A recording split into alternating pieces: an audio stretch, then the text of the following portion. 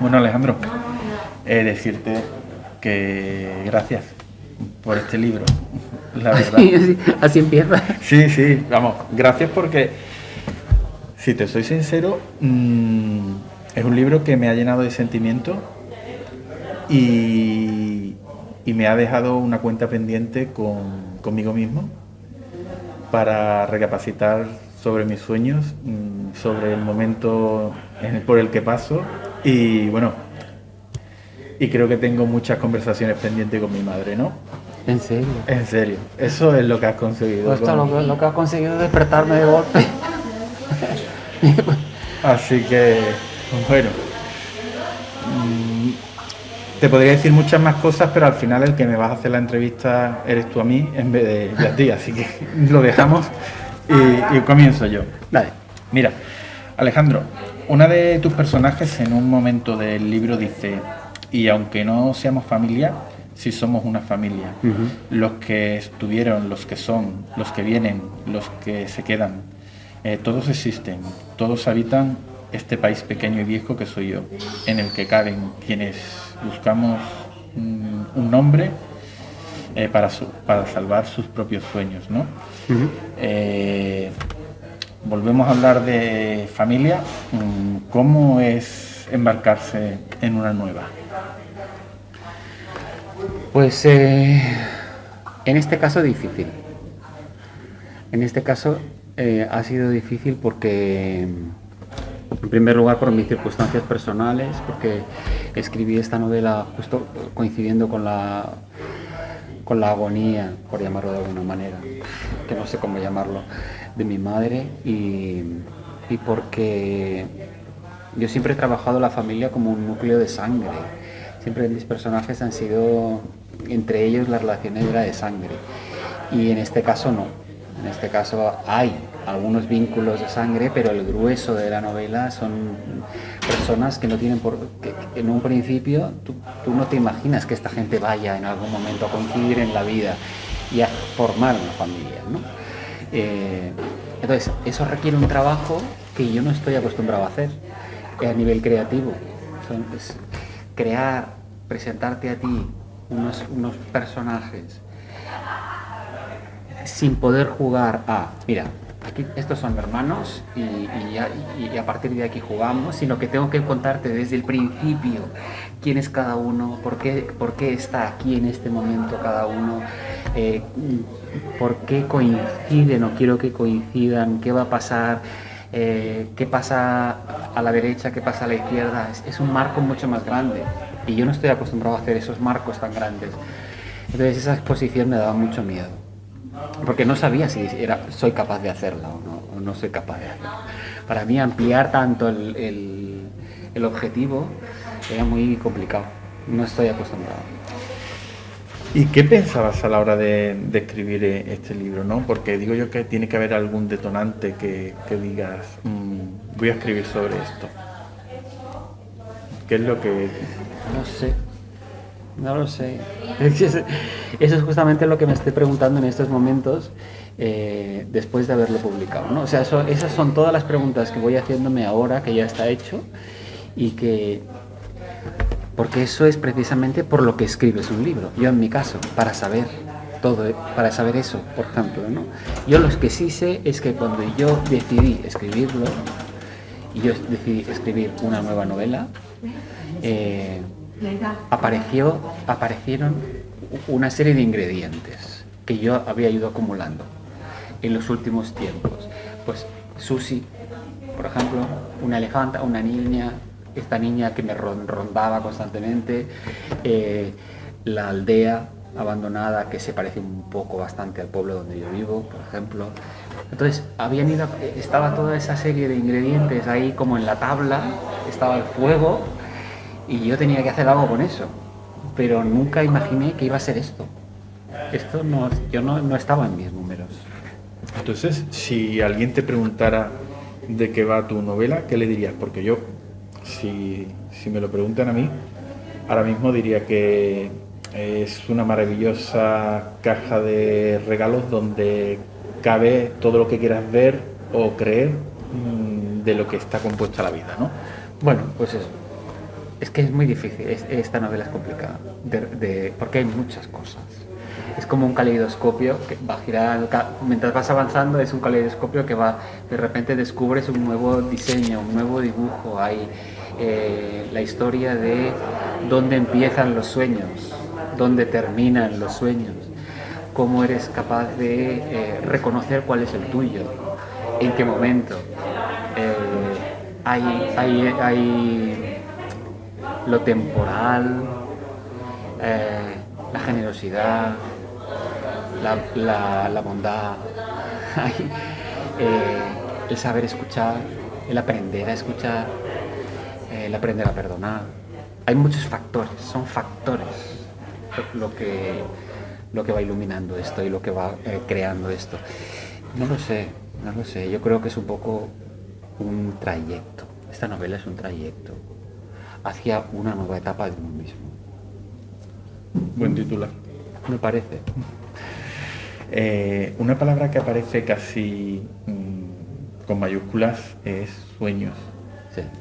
¿Te gustaría que quien leyera tu novela se detuviera a pensar en los suyos? Eso es básicamente lo que me importa. Eso es básicamente lo que... Pero eso lo averiguo después de escribirla. Ojalá cuando todo aquel o aquella que lea la novela la termine y piense, ¿y el mío cuál es? Eso es lo que más feliz me haría. Pero yo no lo sabía. Lo sé ahora, que eso es básicamente lo poco que yo puedo aportar al lector. Creo que es eso. Que de repente cierre la novela y piense, vale, ¿y el mío? Eso. Luego, en un país con tu nombre tenemos a Edith, a John y a Susie, ¿no?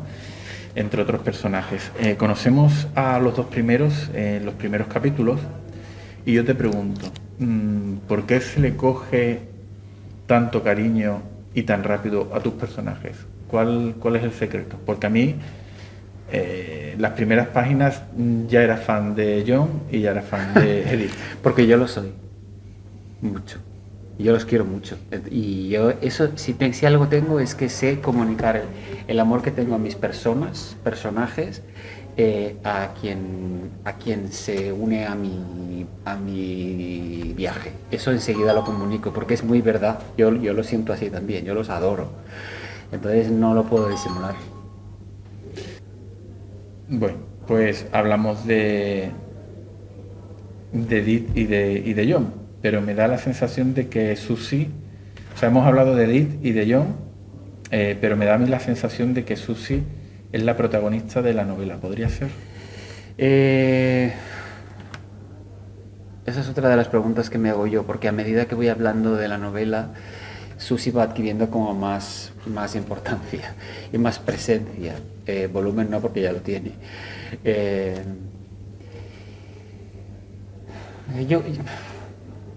Mira, una de las cosas buenas que tiene esta novela es, creo, que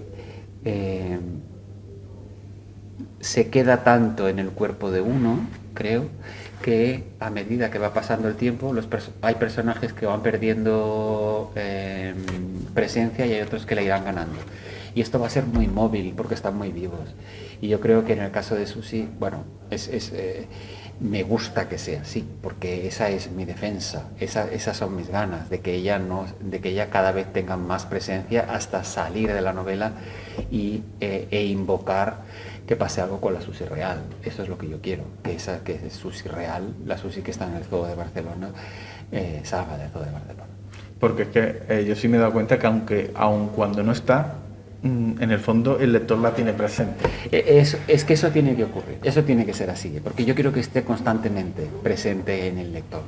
Quiero que su sombra esté siempre presente, porque está conmigo siempre. Susie está, yo siempre estoy pensando, cada vez que hablo de la novela, estoy pensando en Susie, en qué estará haciendo, en sobrevivirá, cuánto tiempo vivirá, yo la pienso todo el rato. Es que hablas de Susie y se ve que hay una historia detrás, y por eso te quería preguntar, ¿por qué un elefante? ¿Por qué Susie? Pues porque yo me quedé muy loco con la historia de Susie. Susie es el único personaje de la novela que está basado en un personaje real, en una persona real, en un animal no humano. que es la Susi del Zoo de Barcelona. Susi vive en el Zoo de Barcelona desde hace, yo qué sé, 10, 11, 12 años, no recuerdo exactamente cuándo. Susi ya tendría que estar fuera desde hace 2 años y sigue ahí a pesar del compromiso del Ayuntamiento de Barcelona de que iba a ser enviada a un santuario. Y bueno, la promesa de la liberación de Susi fue una estafa y ella sigue ahí en el zoo languideciendo de pena. Y cada día que pasa para mí es un horror. No lo sé por qué me tocó tanto. A cada uno le toca la historia que le toca, ¿eh? O sea, igual a ti te puede tocar. Tocar quiere decir tocar aquí en el plexo, ¿eh? Afectar. A mí me afecta la historia de Susi porque supongo que es un poco el compendio de todo el maltrato animal. Y a mí me toca mucho maltrato. He leído por ahí en algún artículo que ha vuelto el Alejandro Palomas más animalista, pero siempre fue, nunca eso te iba a no decir. pudo volver porque nunca se fue. Eso te iba a decir, no, yo no tenía esa sensación Nunca de que, jamás pero fue. quizás esta novela sí, a lo mejor sí es más animalista, ¿no? Es más animalista porque hay muchos más animales presentes en la novela, pero no porque yo sea más o menos animalista. Yo he ido progresando, he ido evolucionando en mi animalismo a medida que me he hecho mayor. No, bueno, pues en la novela anterior quizá no era vegano, en esta sí lo soy. Bueno, he ido hacia ahí, pero no soy más animalista que antes. Soy simplemente una persona con sentido común, creo, y que está contra todo tipo de maltrato al vulnerable. Y en eso caben los animales maltratados, caben las personas maltratadas, cabe todo aquel que está siendo abusado de alguna manera. Luego, leyendo un país con tu nombre, no podía evitar en muchos momentos que me apareciera en la mente la palabra despoblación. ¿Es una apreciación mía o existe ese interés tuyo? Mira, a mí hay un término que es un término que yo no termino de entender, es un concepto que yo no termino de entender. Esta cosa de la España despoblada, la España deshabitada, la España vaciada, todas estas cosas. Cuando yo oigo esto de la España vaciada, siempre mi respuesta y mi pregunta interior es ¿de qué? ¿Vaciada de qué? Vaciada de personas. Tendríamos que completar la frase, porque vaciada de personas significa repoblada de animales salvajes, repoblada de lo que es suyo, con lo cual para mí es una alegría cada vez que yo oigo ese término. Yo estoy buscando un lugar, yo vivo en un sitio muy poco poblado, esa famosa España despoblada o deshabitada, y ojalá estuviera yo solo en esa España deshabitada, en esos núcleos. Creo que devolverle a esa parte de España, a esas pocas partes de España que están recuperando lo natural, dejarlas en paz, creo que es lo mejor que podemos hacer. Entonces tú eres un poco Edith en la novela. Totalmente. ¿No? Soy totalmente Edith. Sí, soy muy... Te iba a preguntar si tú te verías en esa aldea y dentro de la novela qué papel tendrías, ¿no? Pues fíjate, cuando yo he escrito la novela, yo he vivido, mi imaginación y con... Eso es lo que tienen mis libros, que yo los vivo, yo los habito, ¿no? Y yo he estado viviendo en esa aldea abandonada y he sido muy feliz con ellos. Es cierto que no estaba tan abandonada porque estaban ellos, estaban Edith y estaba Juan. Pero yo me veo feliz viviendo en ese marco. ¿Qué papel sería yo?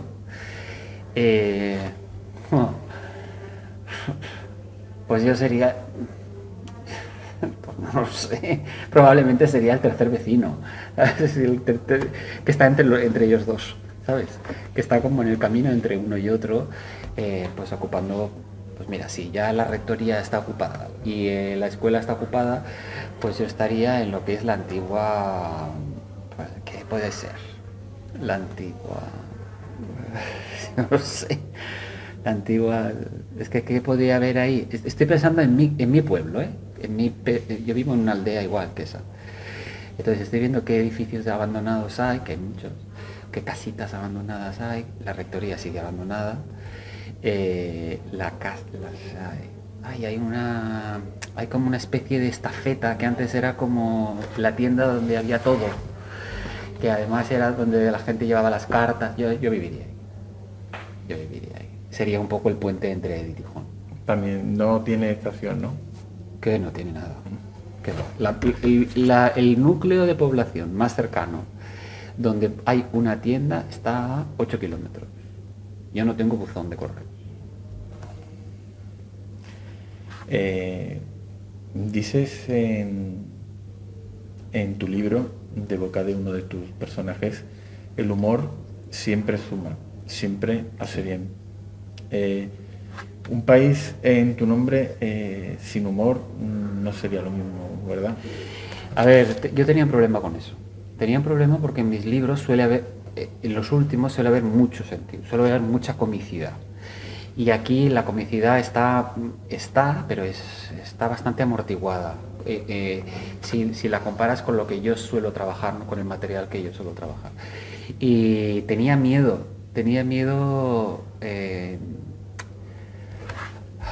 de no haber puesto demasiada, ¿sabes? De no haber sido demasiado humorista. Pero es que el libro no me lo pedía, la historia no me pedía tanto sentido del humor. Edith no podía ser demasiado histriónica, porque tiene delante lo que tiene delante a Jon, que es que tiene las cosas que tiene, y ya tiene bastante con Violeta también. Entonces no está en el momento más cómico de su vida. Probablemente más adelante sí se convierta en una persona mucho más, que se ría mucho más de sí misma, pero con mucha más libertad. Este no es su momento. Pero por supuesto, yo siempre los veo con cierto sentido del humor. No puedo evitar. Siempre tengo cierta cosa de que sean capaces en algún momento de reírse de sí mismos, porque si no morirán. Es que si no morimos todos, si no somos capaces de reírnos de nosotros mismos, no hay nada que hacer aquí. Mi opinión es que tiene el punto justo. Es muy difícil eso, ¿sabes? Conseguir eso es muy complicado. Y yo esa ha sido una de mis preocupaciones, ¿sabes? Pensaba, habrá demasiado, habrá poco, será como triste, será demasiado alegre, y eso a mí me tensaba muchísimo. No sé, a mí me ha sentado bien esas pinceladas de humor porque, bueno, después de un momento de dramatismo o de varias páginas con un tema serio, ese humor te refrescaba un poco, ¿no? Te permitía seguir con ánimo, ¿no? Si no, puede llegar un momento en que digas... Demasiado drama. Uf, vaya. Lo sé, pero poner ese toque, a veces piensas, ¿será aquí? ¿Tendrá que ser más adelante? ¿El ritmo lo rompe? ¿No lo rompe? ¿Sabes? Son cosas que no me planteo nunca cuando escribo y que me planteaba con esta novela. Claro, porque mucho, al final, puede romper la armonía de ese drama. Exactamente. Y al final, que no te lo tomes tan en serio o te permita. Y es muy complicado. Yo siempre lo he hecho de forma inconsciente y nunca lo he pensado. Y en esta lo he pensado. Entonces, cuando lo piensas, empiezas a darle vueltas y cuando empiezas a darle vueltas a una cosa llegan todas las demás. Cuando escribes no hay que darle muchas vueltas, porque empiezas con una cosa y es dominó. Empiezas a pensar en el drama, en la comedia, en este personaje, no será demasiado mayor, eso es terrible. Tienes que hacer. Luego ya pensarás, pero mientras tanto no puedes pararte a pensar, uy, hay demasiada dosis de, porque entonces las pago. Lo que me ha hecho pensar en la palabra zoo y la palabra santuario es que no se le da mucha importancia a estos temas. Y luego lo de santuario, aparte de tan difícil es hacer un santuario, porque hablas uno en Brasil, otro en Francia. Es difícil por las dimensiones, porque para elefantes las dimensiones son... Por eso es Brasil, porque Brasil tiene unas dimensiones estratosféricas como país. Entonces es fácil. Pero claro, que Europa no es tan fácil como países europeos son pequeños. Entonces para encontrar esas dimensiones, cuando en realidad lo que habría que hacer es devolverlos pero no se pueden devolver porque ya no están acostumbrados a eso. Entonces tienes que buscarles un espacio nuevo, pero que sea lo más parecido a. Porque ellos caminan y caminan y caminan y caminan y se mueven mucho, entonces, y comen como bestias. Entonces hay que encontrarles eso. Pero, claro, pero estamos en lo mismo, ¿no? Tiene que existir esa voluntad de corregir un error, que es lo que se ha cometido con los zoos, y de recolocar. Pero imagínate, si no lo hacemos con las personas, que tenemos campos de refugiados ahí en Grecia, que ya nos hemos olvidado de que están, pero siguen estando ahí desde Siria todavía, ¿cómo vamos a hacerlo con los animales? Es que ya sé yo que esto es muy difícil, esta lucha es muy difícil, pero tampoco tengo nada mejor. No, bueno, los circos también ahí estaban y bueno, y se va cambiando. Lo que sí me sorprende es que a la altura que estamos y teniendo todas las preocupaciones con el medio ambiente, los animales que los tenemos con nosotros, y no hay leyes ni hay una serie de circunstancias para protegerlos. Vamos. Y la historia es que esto hay que ser muy paciente, que los cambios llegan poco a poco. Yo no tengo paciencia porque no tengo tiempo, porque tengo 53 años y en algún momento me moriré. Entonces yo quiero ver estos cambios. Y no tengo esa madera de activista.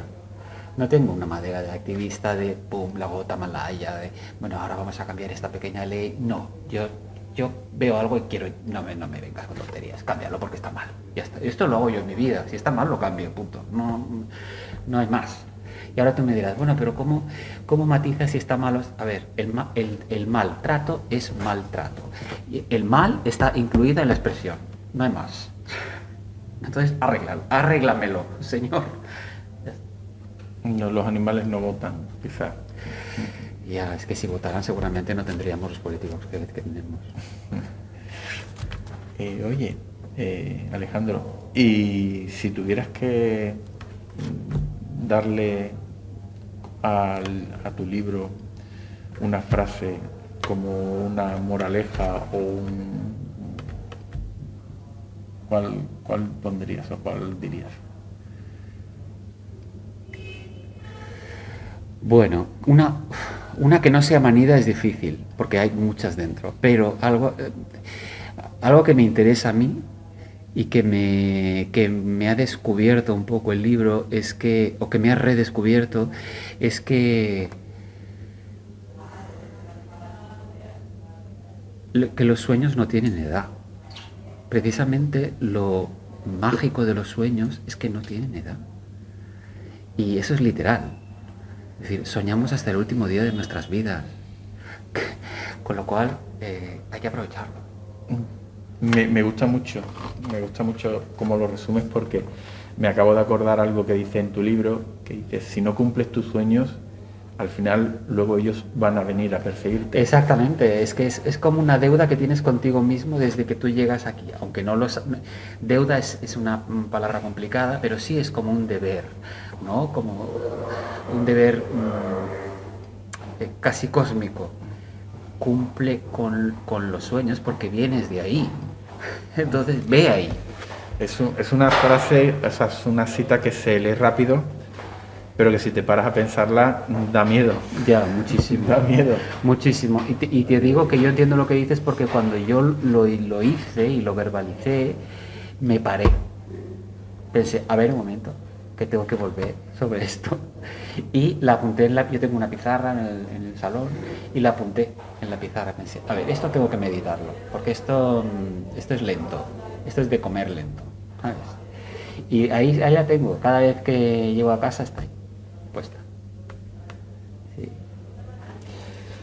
Pues Alejandro, te vuelvo a reiterar las gracias por una novela como esta, porque digo novela, pero puede ser un cuento. Puede ser un cuento para adultos. Sí, es un cuento para adultos. Sí, yo escribo, yo hago eso. Yo escribo cuentos para adultos. Esa es la sensación que yo tengo cuando lo hago. Me estoy contando a mí un cuento.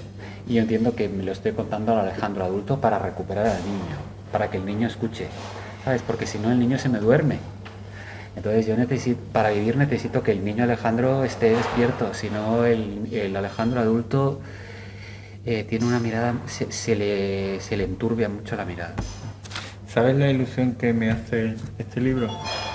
Que pienso que todo el que lo lea, creo que puede cambiar un poquito para mejor. Mira, es lo que yo... Para eso escribo. Eso es mi meta. Hacer que cambie un poquito, un micromilímetro el modo de girar del planeta, de alguna manera. Es que creo que es un libro que no puede dejar indiferente a nadie, o al menos en la parte que le toque a cada uno. Ojalá. Porque para mí es importante.